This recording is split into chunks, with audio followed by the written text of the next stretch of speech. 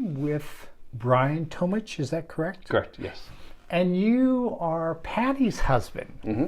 And I've really never spoken to you. I saw you and that was about it. So Patty says you have an amazing story and that I should sit down with you because you've flown bush pilots in Alaska. So I just thought that was fantastic because everyone's kind of got that wild streak in them. So could you tell us how you got started, what's it like, and all the details of that? Yeah. So, well, flying in Alaska, this is I was there from 1992 to 1997. And so at the time, it's certainly a bit more controlled now than it was back then. But back then, they had just had a massive, the FAA had come into Alaska in the late 80s and discovered all of this illegal flying, and they shut down 90% of the carriers. Really? They did. And so wow. The airlines that emerged out of that were trying to be a little bit more appropriately correct with the regulations and flying. So that's when I came in 1992. So I was flying locally in the Seattle area, and a friend, I was looking for a job, and there were no jobs in 1992 at that level. So he says, well, why don't you come to Alaska and work for this company. We're based out of Bethel, Alaska. And I said, well, all right. So I flew to Alaska, and I ended up in Anchorage, and then I took a DC-6 from Northern Air Cargo out of Anchorage to Bethel. And then I landed in Bethel, and if you probably never have been in Bethel. No. Okay. So Bethel it's a town on the Kuskokwim River. It's essentially the farthest that the initial people could take their barges up to. When they got stuck, they stopped there, they formed the town in Bethel. And then out of Bethel, there's about 30 other smaller villages. And you can only get to Bethel by airplane. That's it. Well, you could probably take a boat, but it'd take you forever. So, and then out of Bethel, there's these 30 surrounding villages. And it is utterly flat. It's devoid of any hills. It's incredibly flat. It's a very flat area. And I arrived in, when did I go there? It was probably back in May the year before. And there's still snow on the ground and low ceilings visibility. I mean, it is a rough area, to say the least. But I met the chief pilot, spoke with him. He was impressed I even came out there, because no one ever goes out to Bethel for a job. It's like, it was kind of a bit of a surprise. He says, I'll call you when there's a class. So I went back down to the Seattle area, flew there, and then in September I get a call. We have a class. You want to come up and begin training? And so bought a ticket, trained in Anchorage, and then was sent out back to Bethel. And that's where I started flying out of the bush, was in Bethel. So you're out in the middle of nowhere. Well, it feels like nowhere. I mean, it's an established area. I mean, yes. There is about 4,000 people that live in Bethel, and then the surrounding villages are probably 400 people apiece. And but there's a tremendous amount of activity up there. I mean, you've got there's lots of flying. Weather changes a lot. Weather in Bethel can be really bad for a long time. So you find yourself flying in not the best weather, but it feels like you're out in the middle of nowhere, but you're really not. I mean, this is where these people live. Some people have lived, and die all in this, one very small area.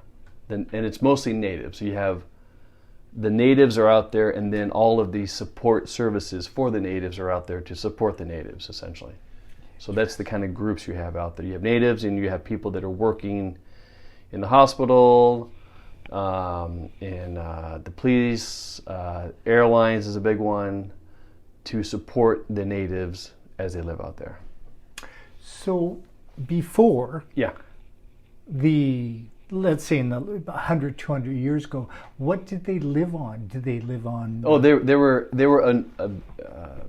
essentially a nomadic people, mostly, and they there is no lack of resources in Alaska, in the sense of there are more caribou than people in the state of Alaska. Really? There's probably 600,000 caribou. I mean, and there's deer. There's all sorts of things to eat. There's ranch resources. There's trees. Although Bethel is kind of devoid of trees, but they just survived, and they survived off of living off of the land, essentially. Wow. Yeah. That's incredible. Yeah. When you were up there, you gave me some questions, and it says transport items. What type of items did you transport? So the way that Alaska is set up, the way the state is set up, so you have large cities like Anchorage and Fairbanks and Juneau and so forth in southeast Alaska. And then from there, you'll see a series of what they seem like big towns, but they're not. They're like the Bethel, Nome, Kotzebue, St. Mary's, Antioch, and so forth. Those are hub villages that are out, and they're only accessible by, in this case, airplane. Mm-hmm. And then around those hub villages, like Kotzebue, Bethel, Antioch, are another series of smaller villages that are probably, like I said, 300 to 400 people apiece. And so when I was based in Bethel, we would typically transport natives around, either out to Bethel or back from Bethel from the villages. And the villages' names are, Antioch, Quethuk, Tuntatuliak, Napachuk, Chivak. I mean, the names it takes a while to even speak the language, but these are the names of the villages. And along with people, you would carry the freight, and the freight would be one of the more unique freight you would take is what's called bypass mail. So what happened when they discovered oil in Alaska? Because this is why we're there. This is the support structure. So when they found oil in Alaska, they found it up on the North Slope, and you would not find it unless it was obvious, and it was obvious because it was lakes of oil. Literally lakes of oil. Kind of like Pennsylvania used to. Yeah, and so people, I'm not quite sure when this was, maybe the late 1800s, the natives would go out and they would dip tree trunks and tops in the oil to light fires for cooking and so forth. Interesting. So they knew there was oil in Alaska. So then now the question is exactly where is the oil? So they hone in on Prudhoe Bay area, which is on the very northern slope of Alaska. And this is extremely difficult conditions, but they find oil. It takes them a while. Well, now they've found oil. Now they need to, how do you get the oil to market? Because you can't run barges up there because it's frozen year round. So they need to build a pipeline. So they need to build literally an 800-mile pipeline that transitions across the entire state and ends up in a open port that never freezes over. And which one's that? Which is Valdez. Oh, Valdez. Thank you. So to get this all approved, they have to transition across all this open land, which is essentially owned by the natives because the natives have been there for 10,000 years. Right. So they came up with the Alaska Claim Settlement Act, which was signed in the early 70s. And it came up with a structure of exactly how they would compensate the natives for transition across their land with the oil in the pipeline. The oil itself, getting the oil, and then the pipeline to the open port. So part of the criteria that happened is that a native in Alaska gets health care for life. That's really? They get health care for life. And so then there needs to be a hospital set up to accommodate that. And then the natives also wanted to have a way to get around, to transport around inexpensively. Because, they don't want to have to pay a charter flight to go from, say, Noatak to Kotzebue. They'd rather just take a seat fare, as you would imagine, less to get there. So, well, how can we subsidize this? Well, if you own a store in, say, a town called Cayenne. Cayenne is outside of Kotzebue. So you have Kotzebue, the main hub, which is maybe 5,000 people. And then Cayenne is one of 15 villages to the around Kotzebue, and it's maybe 60 miles to the east of Kotzebue. So you own a store in Cayena, and you want to order food for your store. Well, if you pay straight freight fare, it's going to be through the roof. Oh my God, terribly expensive. So you make your order, and you come up with. So you make your order, and you come up with 1,000 pounds of stuff because you pay freight by the pound. Well, the arrangement was, this is back in the mid 90s, so these numbers may not be accurate, but back then it was you pay 10 cents a pound. Oh, sweet. Yeah, very good, very sweet. Expensive. So you pay 10 cents a pound for your freight from Anchorage. You buy it from a warehouse in Anchorage, and they say, okay, it's going to cost you 10 cents a pound. So you pay $100 for your 1,000 pounds. Well, this mail, all of the stores in these villages, around the hub villages, it all comes via airplane. So it's massive. It's so massive that it bypasses the post office. That's why it's called bypass mail. Oh, you mentioned that in the questions. Yeah, so it's so much stuff. Imagine if you had to fly all the stuff from the Safeway in. It would take airplane load to do so. So it's a massive amount of stuff, so it bypasses the post office. They will come by and inspect it now and again, but essentially the company then says, okay, we're going to mail this, and we're going to have Northern Air Cargo fly this 1,000 pounds of freight out. So they drop it off at Northern Air Cargo's office in Anchorage, and Northern Air Cargo says, okay, we can take it out to Kotzebue, but we're going to charge you 50 cents a pound, because that's what what it would cost, would it be. So then they fly to Kotzebue, it lands at Kotzebue, and then they give it to one of the designated carriers in the state, in the area, and let's say it's the company I worked for was called Ute Air. They give it to us, and we say, okay, we'll take it to Cayena, but we're going to charge you 60 cents a pound. So now the store owner who paid 10 cents a pound, $100, it took 50 cents a pound to get it to Kotzebue, $500, and Ute Air would charge him, or the other carriers would charge him $600 to go from Kotzebue out to the village. So you have this massive subsidy, right? Massive subsidy. Massive. And so this subsidy, so we have the freight, so now we can take it out to Cayena, and instead of charging them $300 a seat to fly back and forth, we charge them $50. So there's their subsidized travel. So that's part of the Alaska Native Claims Settlement Act did, and so we carried a lot of bypass mail. That was probably your bread and butter. That was it. If you didn't have a bypass mail contract, you flew charters, and it was really hit or miss and so forth. Undependable. Very, yeah. You would go when you only had people to fly, but the bypass mail made you make a schedule. Mm-hmm. So they would know that, okay, there's a flight coming out. Accountable, a schedule. Because you need cash flow. Right, and so then you would be able to sell tickets at that lower rate. Sometimes you didn't have bypass, but you still flew your schedule. So it just kind of made the whole system work. Hey, interesting. So I've got to ask you, this is just personal.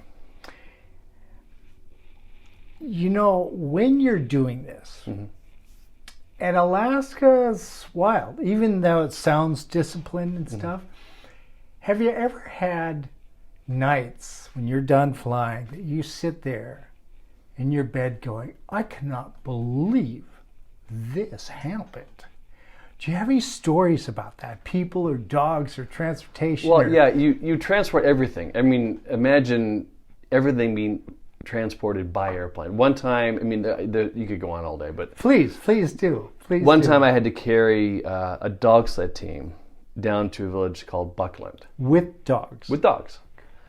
You have a dog. We have two dogs. They're nice, they're friendly, and so forth. Well, those aren't. Well, these are pretty powerful dogs, Very. And so the person shows up, and I didn't know what it was. It was just a charter flight down to Buckland, and then it's like. So you had no clue. No, so I'm taking 7 dogs down to. You're kidding? Oh, okay. So I take all the seats out, and I put them in there, and I kind of tried to tie them off and so forth, and so as I'm flying down to Buckland, all of a sudden I hear this growling behind me, and I look back, and there are these two dogs that are kind of growling at each other. So you're in flight. I'm in flight, yeah. Okay. And pretty soon the growls turn into snaps, and pretty soon it's a full-on dogfight in a small airplane. I mean, the airplane is no bigger than a small car. So there's barking and screaming, and it's a mess. And so finally, So how high? You're like 1,000 feet? I'm at like 2,000. I mean, probably 2,000 feet. Yeah. So there's a dogfight behind me. Right. And the weather's not that great either, which is even worse. But I had a shovel, this collapsible shovel, in my bag, and I have to do something. Right. What if these dogs just kill each other? Right. I land there and they're all dead, or they attack me, or whatever. It's just, So the owner's not there? No. He's like, yeah, they'll be fine. So I end up having to like hit these dogs to get them off each other. As you're flying. As I'm flying. And they eventually stop fighting, and I show up in Buckland, and and there's fur everywhere, there's blood. It's just like, oh geez. It's just a mess. It's a mess. And I drop the dogs off, and I tell the guy, I said, don't ask us to do this again. Yeah. We're not doing it again. So I got to clean up all this blood. I mean, the dogs were fine. But it just stuff. I mean, it's Right. Imagine everything that you have in your house Yes. go by airplane. And that's it. And that's it. So how about characters? There's a lot of characters coming out of Alaska, even today. Yeah. Is there any particular characters who's like going, wow, that guy was wild? Well, there's an element of the FAA that is out there to ensure that everyone follows the rules. And so there is... For passengers too? For everybody, for Okay. all flying. Okay. And, because there's, the regulatory requirements of Alaska are really not that much different than they are for Seattle, for a small airplane. So there is accountability. That being said, there's not a whole lot of physical oversight. Right, that's what I was thinking. And so there is, even though you need to be certified to fly people around, Yes. there were people up in where I was at they had no licenses. Really? Yeah, they knew how to fly airplanes. They were talented enough not to have been killed yet. And they would take hunters out to these remote locations for hunting trips. And once I discovered this, I'm like, this is insane. And then when the FAA would come into town, these pilots would leave. You'd just see them all like leave the area. Where are they going? Oh, they're just going to go hide somewhere until the FAA leaves. And, so there's just a lot. I mean, those are just kind of, I've forgotten the names of them, but there definitely is a wildness to the state. You have the another more unfortunate sort of wildness is that people will bootleg alcohol. Because these villages... Alcohol's expensive, isn't it? To buy it. Right. So, and these villages go through these waxings and wanes of how they want to classify themselves. But there's 3 classifications of a village. One is it's called wet. There's alcohol. You can get it, possess it, and buy it problem. No problem. One is called damp. You can possess it, but you... Damp. You can possess it, but you can't purchase it in town. Interesting. And then the other classification is dry. You can't have it at all. So the main hub villages like, Bethel, Nome, Kotzebue, and so forth, they go through different phases of being either damp or wet. And but the surrounding villages are almost always dry. Well, that's not going to stop alcohol demand. Yes. And so, for instance, Nome is famous for being a village or a place that has always had alcohol. The Nome, the Iditarod race terminates in Nome. Oh. And so there's bars in Nome. It's just common, and so whereas Kotzebue was damp, and Barrow was dry. So it's all these inconsistencies, but unfortunately, when people want something, they'll find a way to get it. That's it. Human nature. And so people would bootleg alcohol, and you could get. I don't even know. I don't drink anymore, so I don't even know what even alcohol costs per se. But if say a bottle of whiskey is say $30, you could easily get $300 for a bottle of whiskey out in the So villages. 10 times. Yeah, easy. Wow. Because you've got the, you have the risk of actually getting caught, so you're going to charge more for that risk and so forth. And it was always the same pattern. The same pattern was you'd hear about these people bootlegging. You never knew who they were, obviously, but they would bootleg. Everything would be going fine until somebody gets really rip-roaring drunk and kills somebody, or rapes somebody, or whatever. Something really bad happens. And then everybody knows who the bootlegger is. They turn on the bootlegger, and off to prison he goes. Interesting. It was the same pattern all the time. Over and over. Over and over again. Years ago, I was up in Akutan, and people told me, you be careful out here. Don't start any fights or anything, because it's going to take the sheriff 3 days to get here. Yep. Yeah. It's called the Village Safety VPSO, Village Patrol Safety Officer. And not every village has one. Interesting. And we would fly them around as well. Right. Something would happen in this outlying village, and we would fly this, essentially a police officer out there. And they would do what they could, and off they go. But yeah, there is definitely there were gunfights now and again.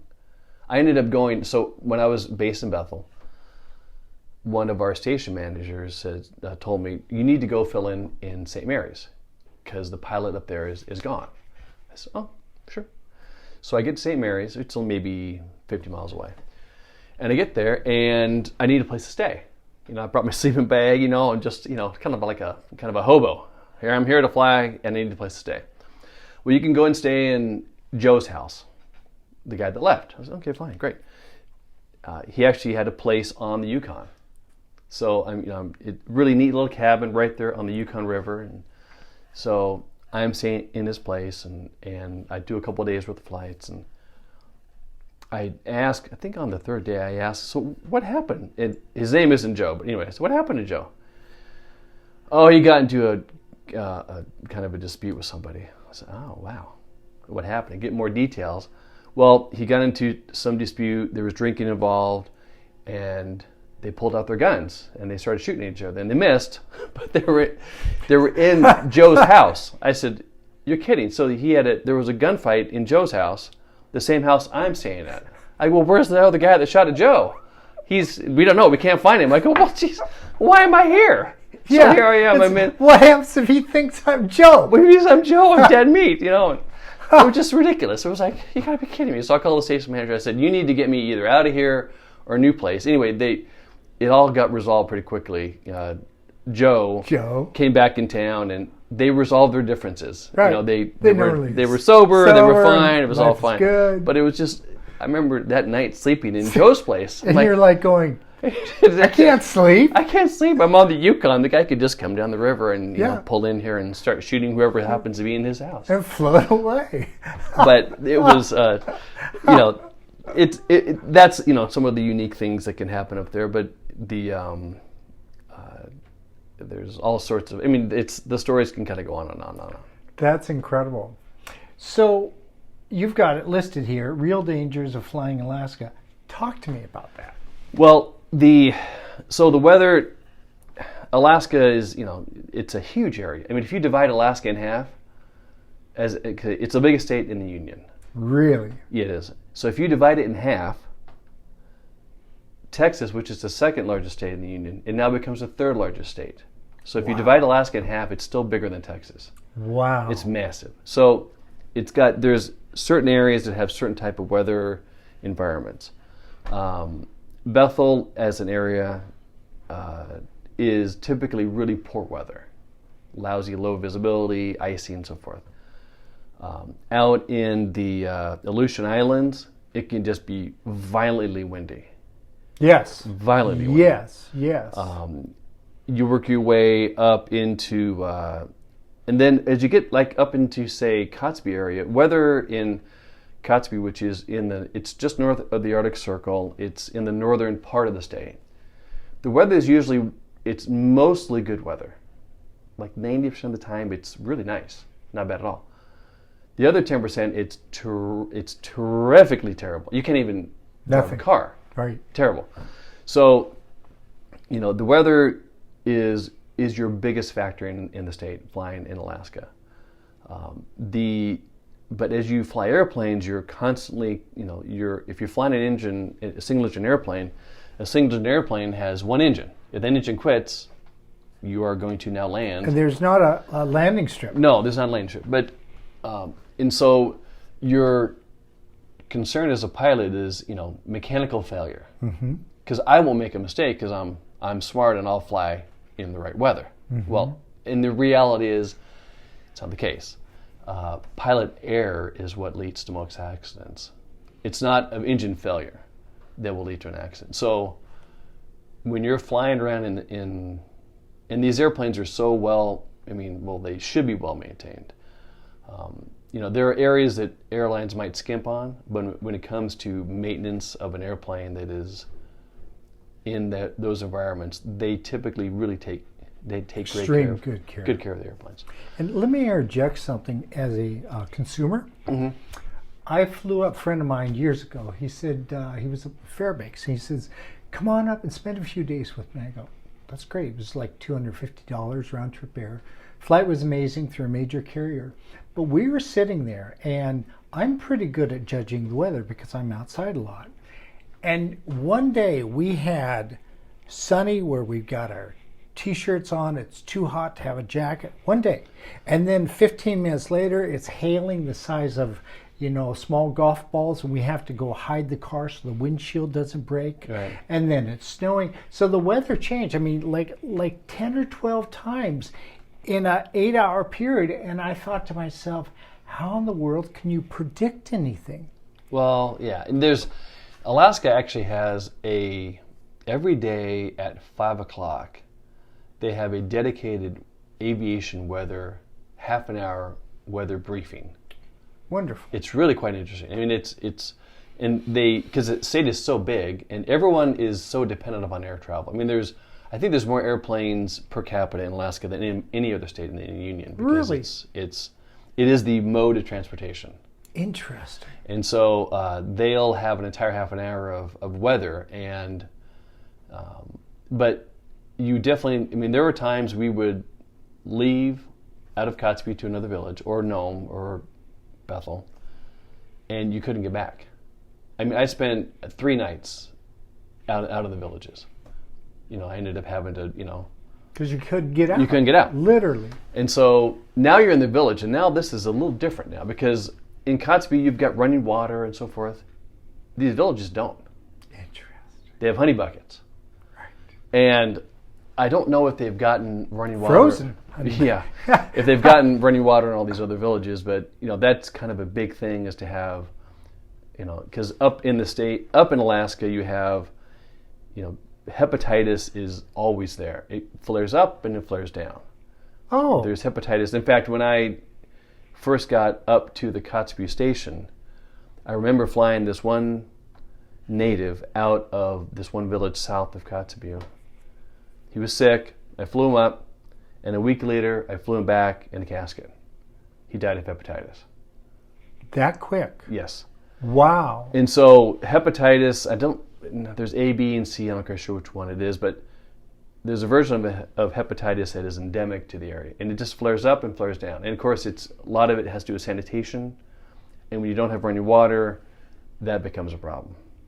And so, but yeah, the nights I spent out in the villages was really quite illuminating, because then you really see what these natives live under. Right. Yeah. Right. So that's amazing.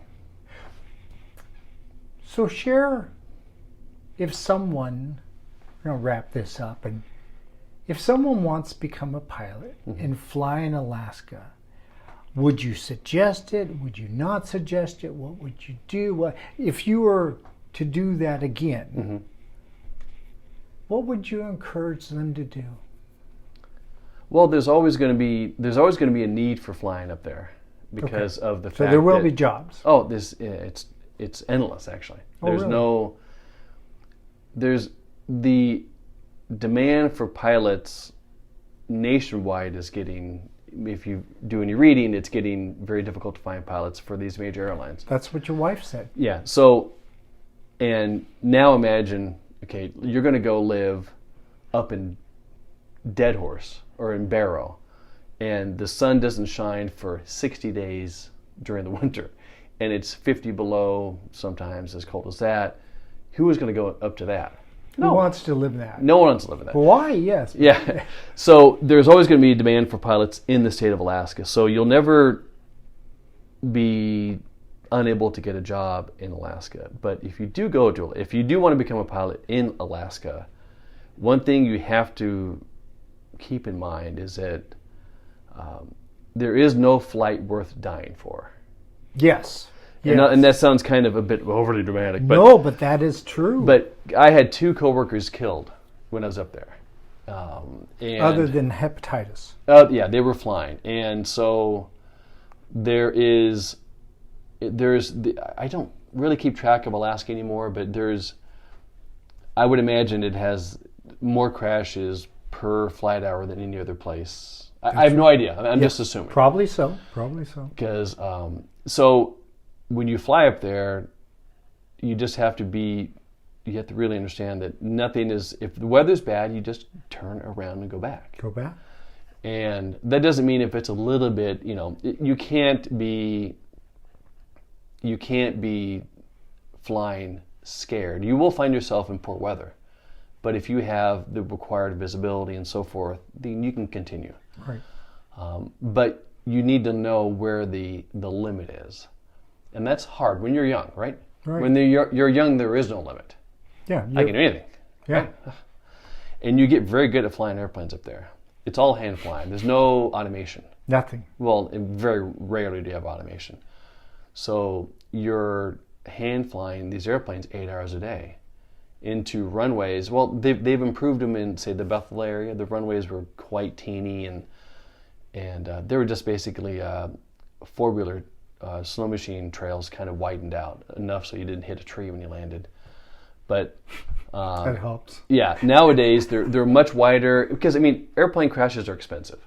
Yeah, they're very expensive. So, in lieu of that, they finally have updated all these runways. They've widened them out and lengthened them and knocked the trees down and so forth, and paved them, which is really nice. Most of the airports out of Bethel were gravel, which turns to ice, which turns into an ice rink. So, but you just have to really understand that there's no trip, there's no flight, there's no nothing that is worth taking a risk beyond your skill level. And your skill will improve as you fly more, just like as you drive a car. Right. Put in the hours. Yeah, you put in the hours, you get better and better at it. But there is a point that it's not safe. Right. And knowing that is where, as a newer pilot up there, you need to know your limits. And they typically will put limits on you. They'll put a wind limit on you, a ceiling limit on you, and then they'll start to gradually lower those limits or actually raise those limits up, whatever you're looking at it. You can go in stronger winds and lower visibilities and so forth. But knowing that it's okay to return. We had a time, the first winter I was up in Bethel, right before Christmas, weather moves in, and it's terrible. And it's Christmas, right? And the natives celebrate Christmas. So we go to work, the terminal's full of people, spilling people out the back. There's just people everywhere. They all want to go.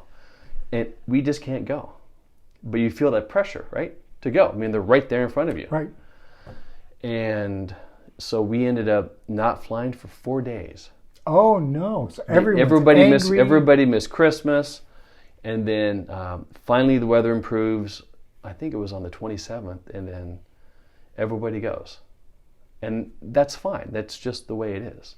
But it would be significantly worse to try and push the weather and then crash. And because there are, the time I left Alaska, there was it was actually the day I'd gotten hired for a job in the lower 48. I was leaving the state, and I pick up the newspaper, and there's a picture of apparently it was a caravan that had crashed. And I flew the caravan up there, and I'm looking at Cessna Caravan, turbine engine, single engine aircraft, great airplane for the state of Alaska. I'm looking at this wreckage, and I'm saying, that's not a caravan. It looks like nothing. It's just a big hunk of, I can't tell that it's even a caravan. What it was is there was a airplane full of people going for a guy had died. His body was flown into, I believe it was Barrow, and they were going down for a funeral in one of the villages outside of Barrow. So they had the body and the family with them, and they took off, and they all died. They all died. They all died. They had apparently, I think it was snow on top of the wing, and the airplane stalled in the climb out, and they came straight down. They all died. So that's the reality. That's the reality. So I mean, so if you're young, single, you can do it, but it. It's not. You have to learn. When you're young, you're inclined to not realize that there are limits to your talents. Yes. You think they're limitless. No, that's just the way it is. And so you need to learn that there are limits to your skills. Wow. Well, that's good advice. That's very, very good. Well, thank you very much, Bryan. Yes. I appreciate this interview, and thank you for sharing those stories, especially that dog one. I can see it. They're just sitting there flying. It's like, oh, great, and they're going to attack you. So well, anyway. yeah, it was.